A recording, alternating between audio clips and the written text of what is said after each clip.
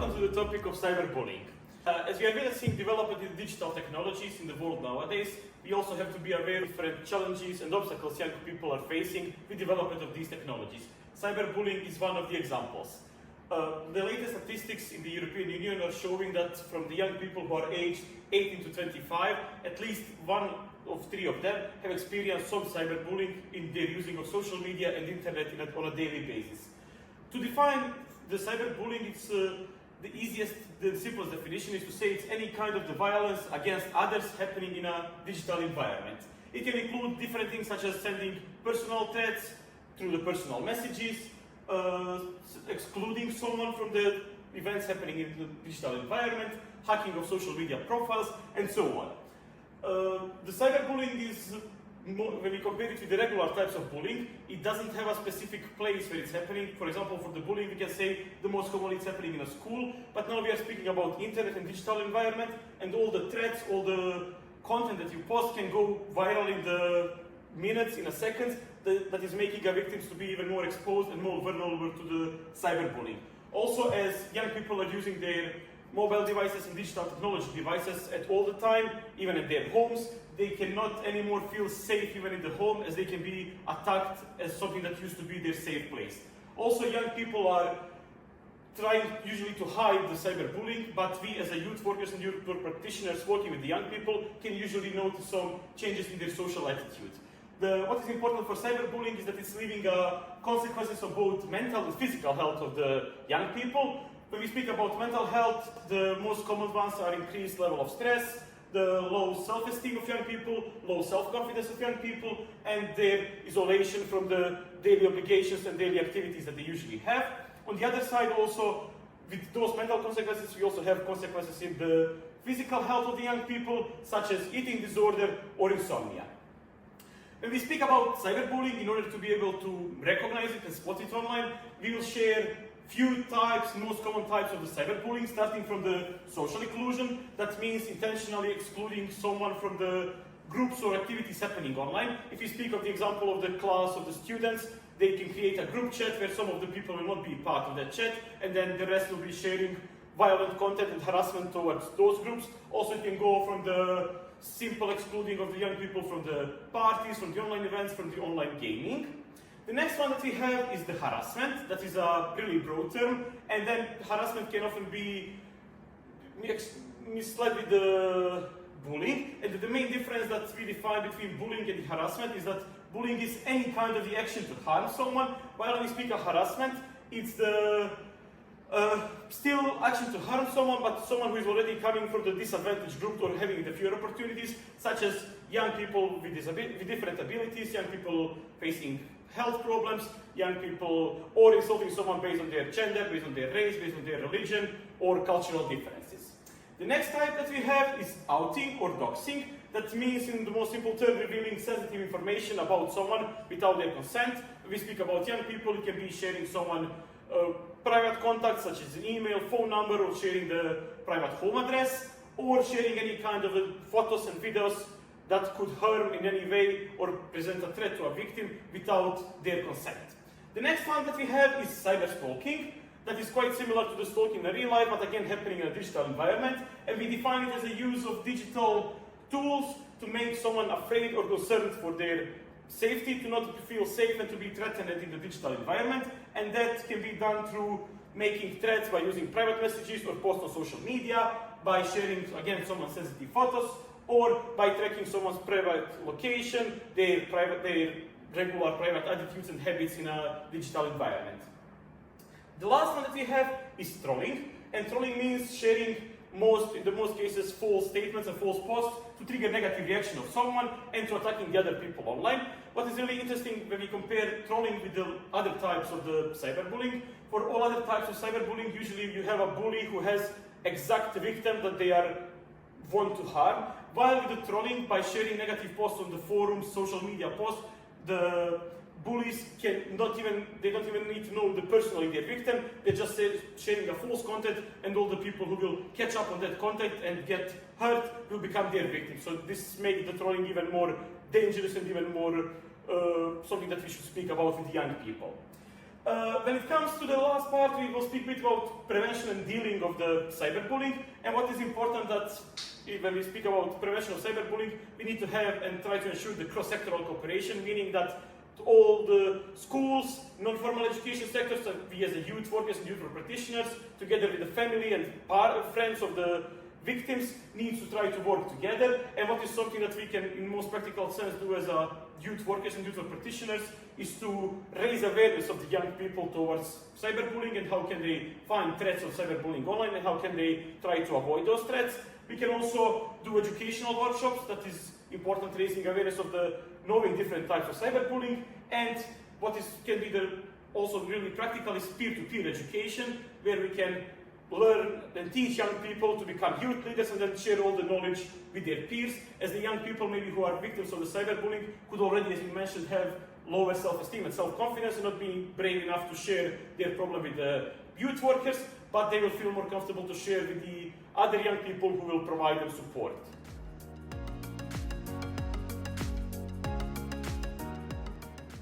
Today I will present you educational workshop Cyberbullying 101 that has a name to introduce the basic concepts of cyberbullying for the participants, to help them to understand what does cyberbullying mean, what are the different types of the cyberbullying, and how can they recognize cyberbullying in their daily use of the internet.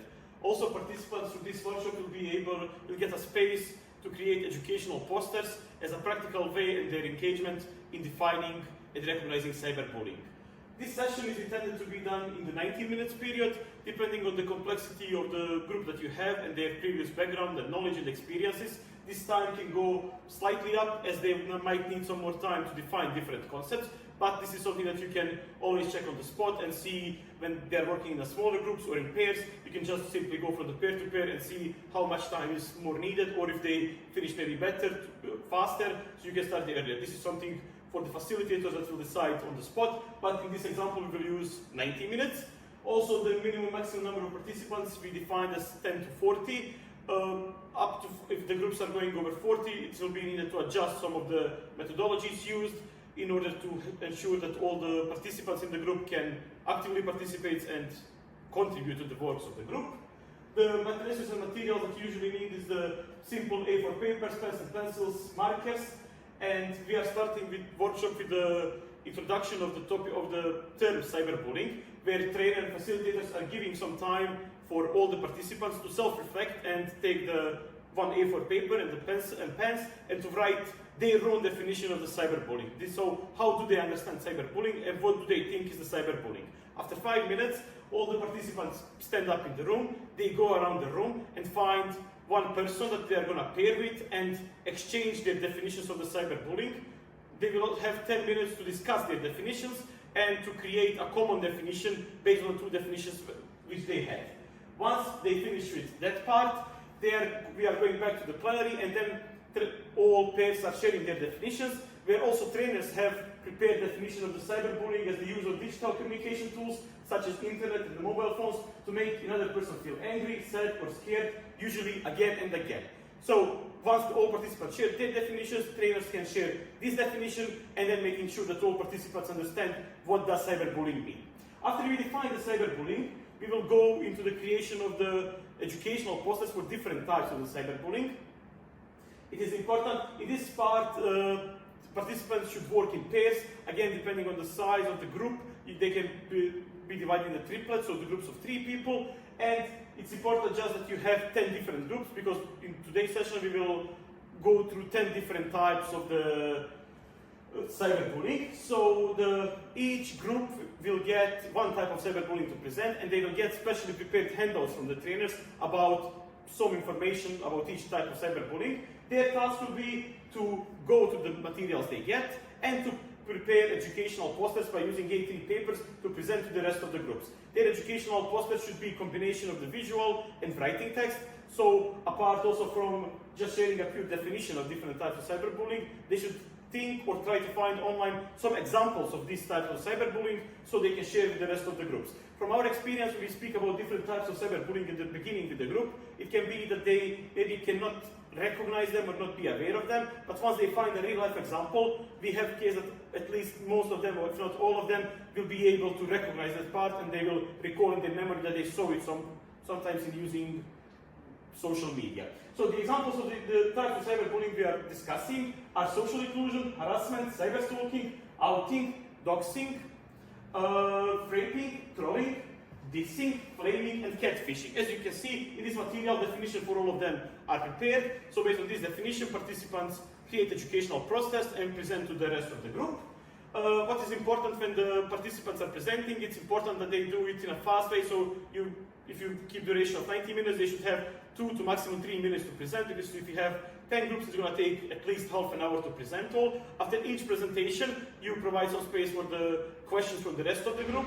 And if participants who are preparing the handout materials are not maybe able or not sure to answer, this is a part where also trainers can come in and share some examples or provide some detailed more explanation about each type of the cyberbullying. When we finish with the whole presentation, we have a debriefing and short reflection in a plenary where all participants come together, and what is important, we recall on how was the process of the creation of the educational poster, but also if they notice and if all this type of cyberbullying are familiar for them, if they saw them on the digital media, and then again, how can they use it in their further life. If we speak about youth workers, how can they address this topic with young people? If we speak about young people and youth leaders, how can they recognize those when they see them next time on social media, and what could be some possible solutions how to do in order to fix that. What is so important, that this session can also be implemented in the virtual environment. So if you're having some type of the online conference and online event, Zoom, Google Meet, or Microsoft Teams can be used for the basic communication, and also educational posters can be developed in Canva, and this is something also depending on a type of the group and type of the participants you have. If they are a bit more advanced with the digital competences and they are able to use different digital creation skills, tools such as Canva, you can use also Canva to create, they can use Canva to create educational posters, and then if you have laptop and projector, you can project their digital presentations. If you have maybe some younger groups that are not that skilled in using digital tools, they can do with the simple A3 papers and the pens.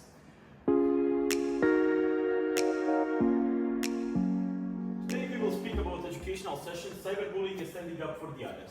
The main objective of this session is to have participants get familiar with the basic terms and understanding of what does cyberbullying mean, what roles of the different young people can take when it comes to the cyberbullying, to encourage participants to reflect on their understanding and when they are witnessing different cyberbullying situation, to present them roles of the upstanders and bystanders, and how can they work on their own personal transfer from not being just the bystander situation to become upstander and to take active role in when addressing the cyberbullying.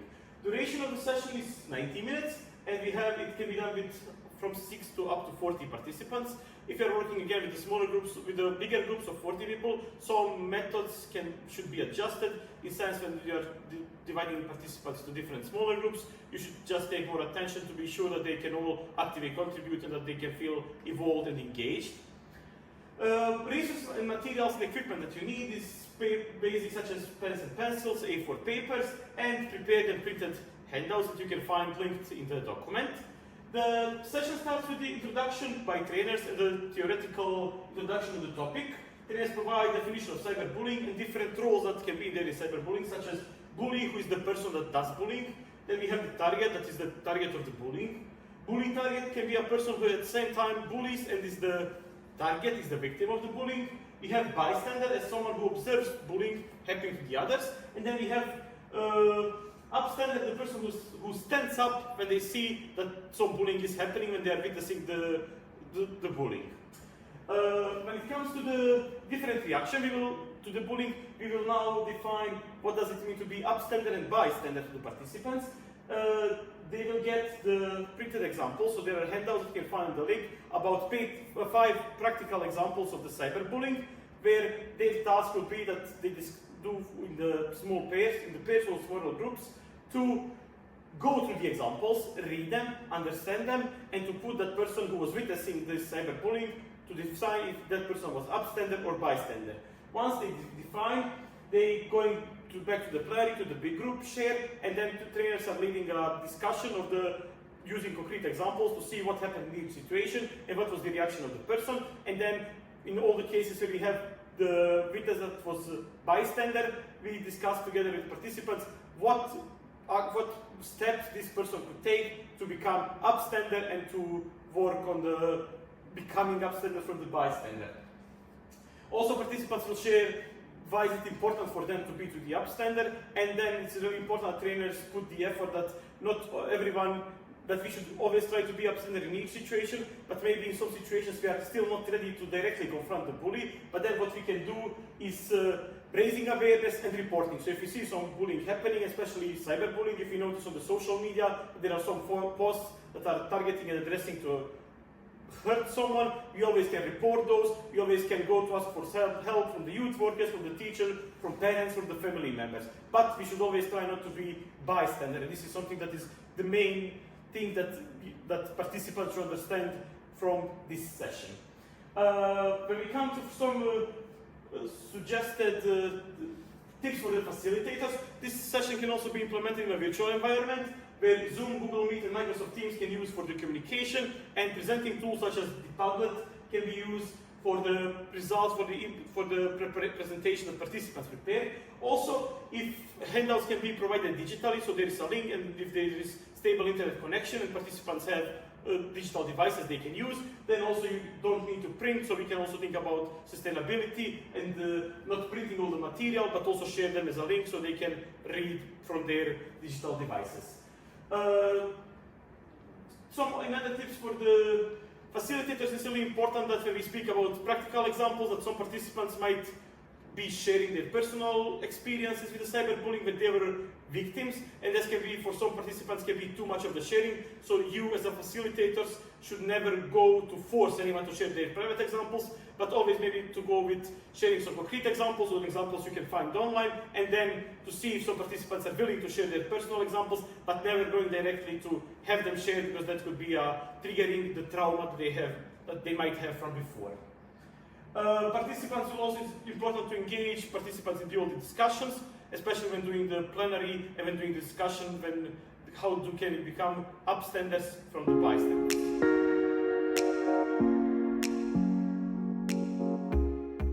Today we will speak about educational session, impact of social media on young people. The main objective of this session is to encourage participants to analyze the impact of media on their lives and to see how much they are actually able to determine the sources they are using, how reliable they are, and how safely they can navigate through the digital media and through the digital environment in the general.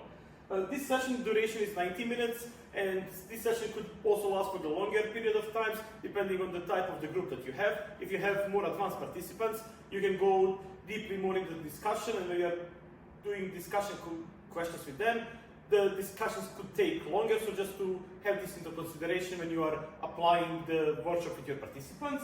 The minimum and maximum number of participants is from 8 to 40. It can also be done with a bigger amount of participants, then just you should be even more careful about timing to ensure that all participants can be involved in discussion, that they can actively participate, and that they can actively contribute with their previous experience and with their previous knowledge.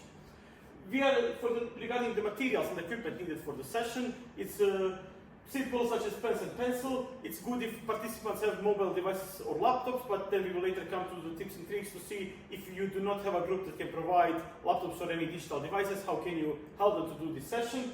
And you should have printed handouts of the CREP model that you share to all participants, so the number of participants should be equal to the number of the printed handouts that you prepare. We are starting this workshop with the walk and talk exercise, where participants are asked to create pairs. They are informed that we will be walking around the working room. It depends on the size of the working group that you have. So they should walk around and speak and discuss with their pairs. All participants will get 4 discussion questions, and what is important, for each question they will be exchanging the pairs. So each pair will get 10 minutes to discuss one question. After 10 minutes they will all go back to the plenary, then they will find a new pairs and get a new question for discussion. This is to encourage participants to share with more people and to also get more experiences regarding the daily use and daily habits of the participants towards using of digital media. The discussion question that we are using, the first one is that participants recall on any instances when they observed media or social media significantly impacting life of the young people in their local community or society. So after they do the first question, they go back, they change the pair, and they get 10 minutes for the question of what positive aspects, what positive examples of the social media influence on youth they know. So this can be something from their personal life, that can be something from their professional life. So all the positive aspects of the social media on the young people. The third question, we discussed about what practical steps can individual, parents, youth workers, educators, teachers, and all societies take to help young people to navigate through the media landscape more effectively. And the last question for discussion after the new exchange of the pairs is what advice or recommendations would they offer to someone, especially a young person, who wants to become a more active media consumer, how to do it in a safe way? How can they more safely navigate through the digital world? After participants finish working in the pairs, they go back to the group and they share all the discussion that they have with each other, and then we are moving to the next part of the session, that is theoretical introduction about CREP model. CREP model provides a list of the questions that is a tool that can be used for checking if any digital source, any website is a reliable source, and it does on the 5 different levels. So each letter from the CREP model represents one part of the CREP model, something from the C that stands for currency, that says timeliness of information. So in this part we are checking when the information was posted, when was the information last time updated, are the links functional, is the information out to date, or it's something that looks that is something that is up to date and relevant for the nowadays. The next one is R, and we start with the relevance, the importance of the information you need. So when they're looking for information online, what is their need to find that information? Who is their intended audience?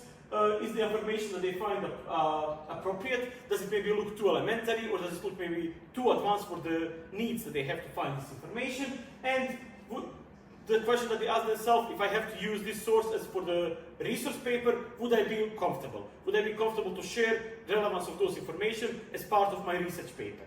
Then we have the third one, we go with authority, and it's the source of information. So who is the author of the information? Who is the publisher? On which website did you find the information? Are there any author name or author initials there? Can we find any background information about this author? Does he or she have some another work that is related to the topic? Do they have expertise in the topic? Do they have enough experience in the background in the topic? And does the website that you find, if you're looking for some information, does it have domain such as .com, .org, .edu, .net, .gov, or in some the domain that is less familiar and looks a bit more tricky? The next one that we have is another A, that stands for accuracy, and it's the reliability and correctness of informational content. So where does this information come from? Is there any evidence supporting this information? How trustful is this information? Does the language or tone that this information is written seems biased or going for one side? And are there some obvious spelling mistakes, some grammar mistakes that can be a red flag when we are reading this article? And for the last letter, we have letter P, that stands for the purpose, the reason the information exists. So what is the purpose information? Is it some informational type of the website? Is it to teach someone, to sell something, to entertain people? So what is the purpose of this information we are looking? Do the authors, is this information actually a fact? Is it maybe someone's personal opinion? Does it look like propaganda material? And are there any political, ideological, cultural, religious, or any other personal biases involved in the story?